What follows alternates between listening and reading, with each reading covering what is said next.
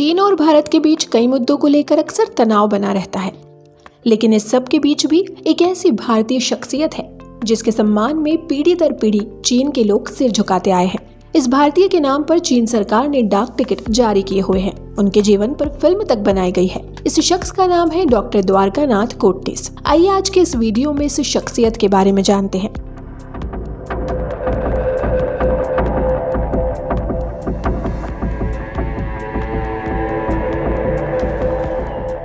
नमस्कार, स्वागत है आपका हमारे चैनल ग्लोबल 1000 में। डॉक्टर द्वारकानाथ कोटनीस की मौत को 74 साल हो गए हैं, लेकिन जिस दिन चीन के लोग अपने पूर्वजों को सम्मान देते हैं, उस दिन उत्तरी चीन शहीद स्मारक कब्रिस्तान में इस डॉक्टर की कब्र को स्थानीय लोग फूलों से ढक देते हैं। आइए जानते हैं इनके किस योगदान के कारण आज भी चीन में इन्हें इतना सम्मान हासिल है। द्वारकानाथ कोटनीस का जन्म 10 अक्टूबर 1910 को महाराष्ट्र के सोलापुर में हुआ था। वह एक मिडिल क्लास परिवार में बड़े हुए। जब वो मुंबई के सेठ जीएस मेडिकल कॉलेज से पोस्ट ग्रेजुएशन करने की तैयारी कर रहे थे, तब उन्हें चीन जाने का एक मौका मिला। दरअसल उस समय दूसरा चीन जापान युद्ध चल रहा था। जब 1938 में जापान ने चीन पर हमला किया, तब कम्युनिस्ट जनरल झू डे ने जवाहरलाल नेहरू से मेडिकल मदद के लिए इंडिया से डॉक्टर भेजने का अनुरोध किया था। उस समय भारतीय राष्ट्रीय कांग्रेस के अध्यक्ष नेताजी सुभाष चंद्र बोस थे। उन्होंने 22,000 रुपए का फंड इकट्ठा करके वॉलंटियर डॉक्टरों की एक टीम और एक एम्बुलेंस चीन भेजने की व्यवस्था की।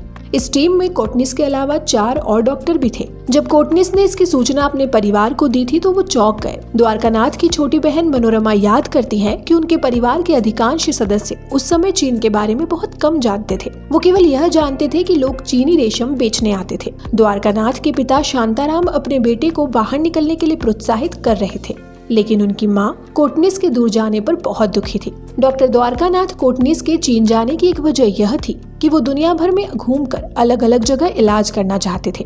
डॉक्टर कोटनीस पहली बार चीन में वुहान के बंदरगाह पर पहुंचे थे। यहाँ माओ जेडोंग, झू डे और कम्युनिस्ट पार्टी के बड़े बड़े नेताओं ने उनका गर्मजोशी से स्वागत किया, क्योंकि वे चीन की मदद करने आने वाली एशिया की पहली मेडिकल टीम थी। 1939 में कोटनीस 8वीं रूट सेना में शामिल हो गए।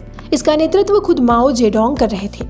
चीन की क्रांति को सफल बनाने के पीछे माओ जेडोंग का काफी अहम योगदान था। माओ ने 1949 में पीपुल्स रिपब्लिक ऑफ चाइना की स्थापना की और 1976 तक चीनी कम्युनिस्ट पार्टी के अध्यक्ष के रूप में इसका नेतृत्व किया। युद्ध में उन्होंने बतौर डॉक्टर चीन की काफी मदद की। एक बार 1940 में जापानी सैनिकों के खिलाफ लंबे समय तक चली लड़ाई में कोटनीस ने बिना सोए 72 घंटे तक ऑपरेशन किया। उन्होंने युद्ध के दौरान 800 से ज्यादा घायल सैनिकों का इलाज किया था। उत्तरी चीन में अपने प्रवास के दौरान डॉक्टर कोटनीस की मुलाकात चीनी लड़की कौ किंगलॉन से हुई। पहली मुलाकात में ही दोनों एक दूसरे की ओर खींचे चले गए। कोटनीस चीनी भाषा बोल सकते थे और यहाँ तक कि चीनी अक्षर लिखना भी जानते थे, जिससे किंगलॉन काफी प्रभावित हुई। मुलाकात के कुछ समय बाद दिसंबर 1941 में किंगलॉन और कोटनीस की शादी हो गई। उन्होंने अपने बेटे का नाम यिन हुआ लिखा, जिसका मतलब होता है भारत और चीन। सैन्य जीवन की कठिनाइयों ने जल्द उन पर अपना असर दिखाना शुरू कर दिया। यिन हुआ के जन्म के 3 महीने बाद ही डॉक्टर कोटनीस को मिर्गी का दौरा पड़ा। यह दौरा युवा डॉक्टर के लिए घातक साबित हुआ। 32 साल की उम्र में उनकी मौत हो गई। माओ जेडोंग ने उनकी मौत पर कहा था, सेना ने एक मददगार हाथ खो दिया है, राष्ट्र ने एक दोस्त खो दिया है। हम हमेशा उनकी अंतर्राष्ट्रीयतावादी भावना को ध्यान में रखेंगे। डॉक्टर कोटनीस को चीन के एक गाँव के हीरोज कोर्टयार्ड में दफनाया गया था। उत्तरी चीनी प्रांत हेबेई में शिजियाजुआंग शहर में एक मशहूर शहीद स्मारक पार्क है। पार्क के उत्तर और दक्षिण हिस्से कोरियाई और जापानी युद्ध के दिग्गजों को समर्पित है।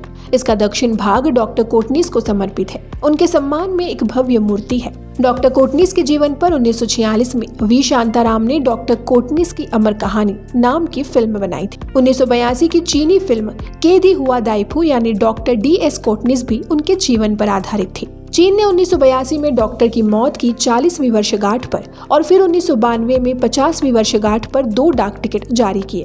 1993 में भारत ने भी उनके सम्मान में एक डाक टिकट जारी किया। डॉक्टर कोटनीस चीन के समाज में इतने बड़े और सम्मानित व्यक्ति हैं कि जब भी कोई चीनी प्रधानमंत्री या राष्ट्रपति भारत का दौरा करते हैं तो वह डॉक्टर कोटनीस के रिश्तेदारों से मिलने जरूर जाते हैं।